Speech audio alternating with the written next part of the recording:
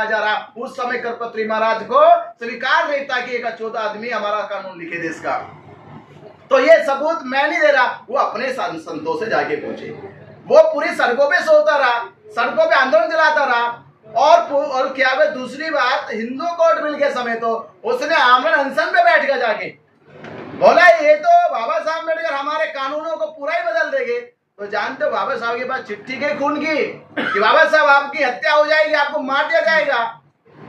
तो एक बाबा साहब अम्बेडकर चिट्ठी फिर लिखी कि भले मुझे मार दिया जाए, भले मेरी जान चली जाए, पर मैं इन सभी तथाकथित संतों से कह रहा हूँ कि अगर मैं हिंदू कोर्ट बिल लिख रहा हूँ, अगर मैं ये कह रहा हूँ कि मनुस्मृति गलत थी और मैंने उसको जलाया, तो जो पंडित चाहे, जो शास्त्री चाहे, आके मुझसे डिबेट कर ले।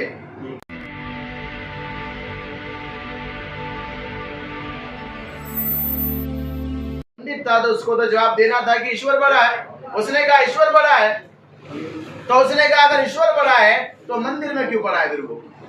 उसने कहा तो मंदिर बड़ा है। उसने कहा मंदिर बड़ा है तो धरती में क्यों पड़ा है तेरे को? उसने कहा तो धरती बड़ी है।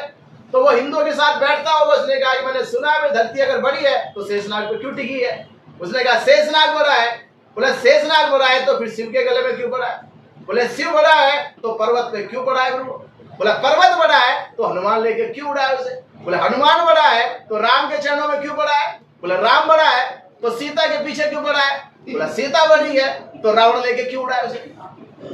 अब जब पंडित से कोई जवाब नहीं दिया गया, उसने कहा बाप तू ही बता दे कौन बड़ा है? उसने कहा कान खोल के सुन ले पंडित, इस देश में जो संविधान लेके खड़ा है वो सबसे बड़ा है। समझ गए बात? तो इस देश के चाहे हिंदू हो, मुस्लिम हो, सिख हो, ईसाई हो, कोई भी धर्म का बनने वाला हो या किसी के धर्म का कितना भी बड़ा धर्म स्थल हो, वो सबका कानून बाबा साहब अम्बेडकर जी ने अपनी कलम से लिखा है। ये ताकत है बाबा साहब अम्बेडकर जी। 75 साल पहले ये लागू किया गया था संविधान हमारे देश में। ये अब कह रहे हैं कि बाबा साहब नहीं लिखे हैं। ये 75 साल से कहाँ सोए हुए थे जो उनको अब याद आया कि संविधान को बाबा साहब नहीं BN राव लिखे हैं? अरे तो ऐसे बेवकूफ लोगों को, मूर्ख लोगों को मैं अभी सुन रहा था एक धीरेन्द्र शास्त्री नाम का अपने एक महाराज का बयान दे रहे। करपत्री महाराज को 1966 में उनका मर्डर हो गया। करपत्री महाराज का पूरा इतिहास पढ़ो कि करपत्री महाराज ने लखनऊ में एक बहुत बड़ा मोर्चा खोला, दिल्ली में एक बहुत बड़ा मोर्चा खोला, महाराष्ट्र में जाके मोर्चा खोला और उसने कहा कि अंबेडकर अपनी कलम से हमारे शास्त्रों को खत्म करने का कानून लिख रहे। ये गवाही वही दे रहा है। क्यों पढ़े? करपत्री महाराज ने देश में आंदोलन किसके खिलाफ चलाया? बाबा साहब अम्बेडकर के खिलाफ चलाया कि देश का एक अछूत, एक वो शेड्यूल कास्ट का जो विदेशों में पढ़ के देश का सबसे विद्वान व्यक्ति बन गया, आज उसकी कलम से देश का संविधान लिखा जा रहा। उस समय करपत्री महाराज को स्वीकार नहीं था कि एक 14 आदमी हमारा कानून लिखे देश का। तो ये सबूत मैं नहीं दे रहा, वो अपने संतों से जाके पूछे। वो पूरी सड़कों पे सोता रहा, सड़कों पे आंदोलन चलाता रहा। और क्या है दूसरी बात, हिंदू कोर्ट बिल के समय तो उसने आमरण अनशन पे बैठ गया, जाके बोला ये तो बाबा साहब अम्बेडकर हमारे कानूनों को पूरा ही बदल देंगे। तो जानते हो बाबा साहब के पास चिट्ठी के खून की कि बाबा साहब आपकी हत्या हो जाएगी, आपको मार दिया जाएगा। तो एक बाबा साहब अम्बेडकर चिट्ठी फिर लिखी कि भले मुझे मार दिया जाए, भले मेरी जान चली जाए, पर मैं इन सभी तथाकथित संतों से कह रहा हूँ कि अगर मैं हिंदू कोर्ट बिल लिख रहा हूँ, अगर मैं ये कह रहा हूँ कि मनुस्मृति गलत थी और मैंने उसको जलाया, तो जो पंडित चाहे, जो शास्त्री चाहे, आके मुझसे डिबेट कर ले। तो चतुर ब्राह्मणों ने कहा कि अंबेडकर साहब ने एक मनुस्मृति जलाई है, उसको सब सबूत के साथ पेश किया है कि वो गलत थी। अगर ये पंडित लोग जिन जिन शास्त्रों में डिबेट करेंगे वो सारे शास्त्र गलत सिद्ध हो जाए तो एक दिन इन सबको जलाना पड़ेगा। ये उस समय 1956 से पहले पूरे देश में ये माहौल बना हुआ था। तो आज मैं कहूंगा अनिल मिश्रा से कि वो पहले अपने जाके दादा परदादों के इतिहास को पढ़ ले।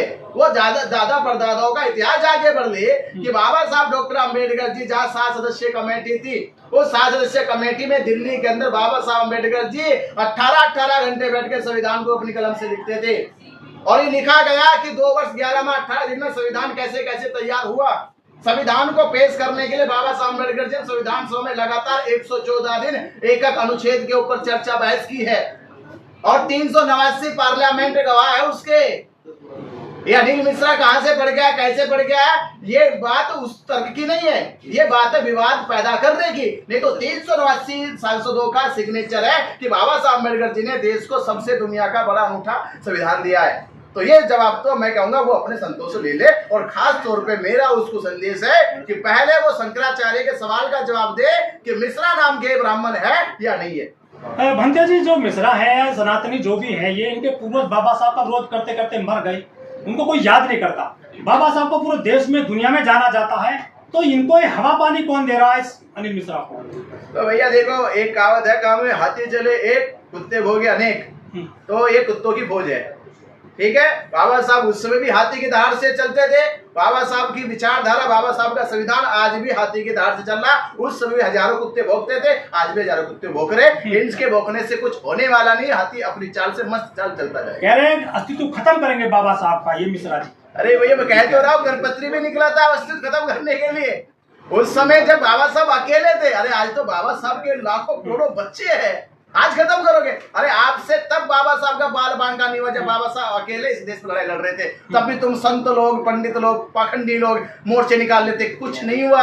बल्कि अंग्रेजों ने कहा था कि अम्बेडकर एक ऐसे इकलौते हैं, अगर ये अपनी पे आ गए तो देश के अंदर से जितने भी मनोवादी शास्त्र है, जितने भी साहित्य, ये सब ध्वस्त हो जाएंगे, खत्म हो जाएंगे। इसलिए जाओ माफी मांगो। और माफीनामा दिया है। आपको बताओ, कांग्रेस ने गांधी के इशारे पे माफीनामा दिया कि अम्बेडकर से माफी मांग लो जाके। नहीं तो अगर एक पुराण वेद ये निकालने लगे तो सब के सब जलाने पड़ेंगे, इनमें कुछ नहीं है। तो ये तो बाबा साहब अम्बेडकर जी का उस समय नहीं कुछ बिगाड़ भाई। आज तो बाबा साहब के लाखों बच्चे हैं, आज कैसे अस्तित्व खत्म हो जाएगा? ये बच्चे वाली बातें करना उसको अच्छे लग रही होगी सुनने में, पर उसका अब कुछ होने वाला नहीं है। कह रहे आरक्षण खत्म करेंगे, एट्रोसिटी एक्ट खत्म करेंगे, तो प्रतिमा भी नहीं लगने देंगे बाबा साहब की। उन्होंने बहिष्कार किया है जाटव जाति का भिंड में। भाई उनका हैसियत क्या है? हम तो उनसे पहले छोड़ चुके हैं भाई। हमने तो पहले बहिष्कार कर दिया। इसको आज आंखें खुल रही है। हमने तो पहले बहिष्कार कर दिया कि पंडित पुरोहितों को घर पे नहीं बुलाना, उनको किसी भी अपने धार्मिक अनुष्ठानों में नहीं बुलाना, घर के बाहर रखो। और भिक्षा भी मांगे पकड़ाना ही मत, हट के देना ऐसे, जैसे हमारा तिरस्कार हो वैसे तिरस्कार करो।